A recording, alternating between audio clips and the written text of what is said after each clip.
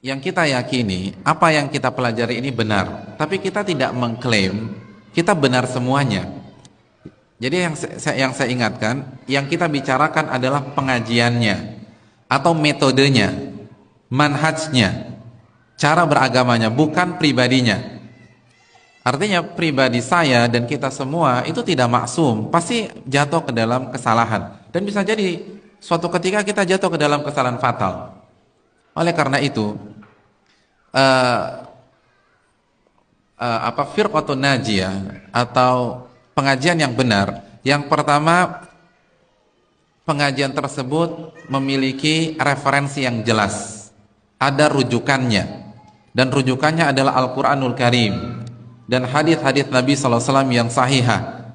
Setiap ilmu atau materi yang disampaikan itu ada dalilnya, bisa dicek di surat apa, ayat berapa, bisa dicek di hadis riwayat siapa, lalu bisa dicek kevaliditannya. Jadi Al-Quran dan hadis.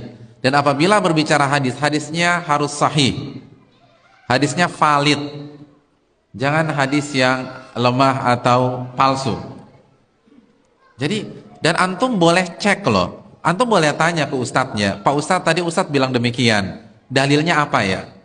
Dan ustadz itu nggak akan marah, karena itu berpikir kritis. Dan beliau akan kasih tahu, ini surat ini ayat sekian, hadisnya bisa dicek di Bukhari, bisa dicek di Sunan Abu Dawud, bisa dicek di Musnad Imam Ahmad dan lain sebagainya. Jadi pengajian itu harus ilmiah, ada referensi, ada rujukan. Jadi bisa dicek, bukan perenungan dari pemateri. Ada di kitab apa, penjelasannya di mana, dan seterusnya. Yang kedua, Al-Quran dan hadis itu dipahami dengan pemahaman yang benar, pemahaman Rasulullah dan para sahabat, bukan pemahaman ustadz tertentu atau si pemateri atau kiai atau buya dan seterusnya, tanpa mengurangi rasa hormat kita. Tapi ayat dan hadis itu harus kita pahami dengan pemahaman Nabi dan para sahabat. Dan ini nasihat para ulama kok, bukan nasihat kita. Syekh Abdul Qadir Jailani, pernah dengar nama itu? Namanya harum tidak di Sumatera Barat? Harum. Beliau pernah berkata, memberikan nasihat dalam kitabnya Fathur Rabbani. Kitab Fathur Rabbani adalah kitab yang berisi nasihat-nasihat Syekh Abdul Qadir Jailani kepada murid-muridnya. Salah satu nasihat emas beliau mengatakan, alaikum bimadhabis salafis saleh, wajib atas kalian mengikuti salafus saleh. Itu Syekh Abdul Qadir Jailani. Itu Syekh Abdul Qadir Jailani mengatakan demikian. Kalian harus mengikuti jalannya salafus saleh. Siapa salafus saleh? Para sahabat. Jadi marilah ikut pemahaman mereka. Karena kalaupun ayatnya benar, hadisnya sahih, tapi kalau dipahami dengan pemahaman yang keliru, itu bisa menyimpang. Saya ingin bertanya, kita sekarang ada berapa di masjid ini? Kira-kira ada berapa? Kira-kira aja deh, nggak perlu dihitung satu-satu, nggak perlu angkat tangan atau berdiri. Ada berapa? 200? Bisa kurang? Oh, kok nawar? 200 lah, 200 orang. Kalau saya bertanya kalau ada yang bertanya kepada kita semua, tolong jelaskan tafsir surat An-Nas menurut pemahaman Anda. Kita semua ada 200 orang. Kira-kira yang lahir ada berapa tafsir? Kira-kira sama semua tidak? Tidak. Akan lahir 200 tafsir. Padahal ayatnya sama? Sama, ayatnya nggak berubah. Qul a'udzu birabbin nas. Tapi yang satu ke kanan, yang satu ke kiri, satu ke atas, satu ke bawah. Karena apa? Ditafsirkan dengan pemahaman masing-masing. Itulah kenapa Syekh Abdul Qadir Jailani mengatakan, alaikum bimadhabis salafis saleh, wajib atas kalian mengikuti jalannya para sahabat, tafsirnya para sahabat. Karena sahabat adalah murid-murid langsung dari Nabi SAW. Ini yang perlu kita camkan bersama-sama. Itu yang kedua. Jadi pemahamannya bisa dipertanggungjawabkan dan bisa dicek buku-buku referensinya. Jadi bisa ditanya, Ustadz tadi itu pemahaman siapa, bisa dicek di mana, nggak ada masalah. Itu yang kedua. Yang ketiga, pengajian yang benar tidak mengajarkan fanatik kepada pribadi tertentu, kelompok tertentu, karena kita mengarahkan umat kepada Allah dan Rasulnya, bukan kepada diri kita. Contoh misalnya, jika saya mengajar antum selama 2 tahun, setelah 2 tahun antum fanatik berat dengan saya, maka saya gagal jadi ustadz. Gagal, bukan berhasil, gagal. Kenapa? Karena ustadz yang baik atau pengajian yang baik harus mengarahkan umat kepada Rasulullah dan kepada Allah dan Rasulnya sallallahu alaihi wasallam, bukan kepada dirinya. Makanya Ibnu Muflih pernah mengatakan, la yanbaghi li'alim an yahmilan nas ala madhhabihi. Enggak pantas seorang ulama menggiring manusia kepada pendapat pribadinya. Karena yang harus kita lakukan adalah arahkan umat kepada Allah dan Rasulnya, bukan kepada kita. Maka tidak ada fanatisme. Oleh karena itu, pengajian yang benar, jika suatu ketika ada kekeliruan, maka mereka dengan senang hati mengakui kekeliruannya dan meninggalkan kekeliruannya tersebut. Nggak ngotot, nggak maksa, nggak nyerang balik. Kenapa? Karena tujuannya mencari kebenaran, bukan pribadi, bukan kelompok, bukan sekte.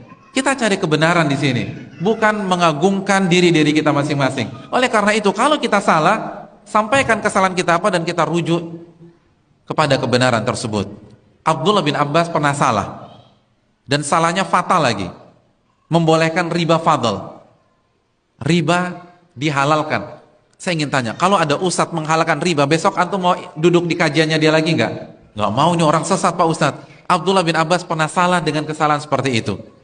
Lalu dinasihati oleh siapa? Abu Sa'id Al-Khudri radhiyallahu ta'ala an. Dijelaskan dalil-dalil tentang haramnya riba fadl. Apa yang terjadi? Ibnu Abbas mengatakan, jazakallahu ya Aba Sa'idil jannah. Wahai Abu Sa'id, semoga Allah memberikan kamu surga. Qad dzakartani amran kuntu nasitu. Engkau telah mengingatkan diriku sesuatu yang sebelumnya aku nggak tahu, atau mungkin aku tahu tapi aku lupa. Abdul bin Abbas, padahal yang mengkoreksi orang yang di bawah beliau dari sisi ilmu tafsir misalnya, nggak maksa, nggak ngotot, nggak marah-marah, karena yang dicari adalah kebenaran. Begitu juga pengajian yang baik, yang benar, itu ketika yang namanya juga manusia. Kalau Ibnu Abbas bisa salah, nggak mungkin ustadz benar semua. Kullu bani Adam khata', setiap anak Adam pasti melakukan kesalahan. Imam Abu Hanifah beberapa kali salah, bahkan banyak salah. Ibnu Hazm banyak melakukan kesalahan. Bahkan dalam masalah asma wa sifat, keyakinan Ibnu Hazm itu lebih mirip Mu'tazilah daripada Ahlussunnah. Jadi kalau ulama-ulama seperti bisa salah, nggak mungkin ustadz-ustadz kita atau guru-guru kita tidak akan salah. Pasti akan salah. Justru, dan itu wajar. Dan itu bukan berarti kita rendahkan beliau, karena itu adalah sebuah kewajaran dan kepastian. Justru yang aneh kalau kita punya ustadz 15 tahun nggak pernah salah, itu justru aneh. Itu ragukan kemanusiaannya. Manusia apa enggak? Karena kalau masih manusia pasti salah. Dan itu wajar, biasa. Orang salah itu biasa. Dan kita nggak akan ngotot. Kalau memang bisa dibuktikan kita salah, kita akan rujuk dari kesalahan. Jadi enak gitu loh, nggak ada beban. Pengajian yang benar tuh nggak ada beban. Kalau salah, Masya Allah saya salah, jazakumullah khair atas masukannya, kita akan rujuk. Kan begitu. Abul Hasan Asy'ari rujuk dari Mu'tazilah. Dan beliau tanggalkan bajunya sebagai simbol beliau rujuk dari Mu'tazilah. Itu baru yang benar.